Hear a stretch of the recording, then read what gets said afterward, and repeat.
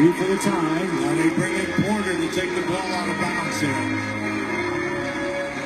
Along with Morris, Wall, Beal, and Gortat.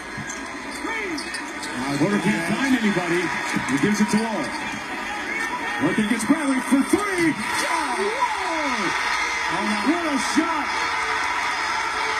Now you talk about a pressure shot. That was it. Because they had nothing. They were trying to bring Bradley Beal from the left side of the floor.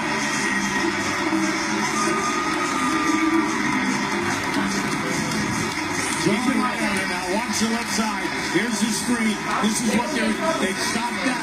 And John Wall comes up and gets the ball. In rhythm. John Wall says, Avery Bradley, I got a little something for you here. Now, you're Boston. You have 3.5 seconds.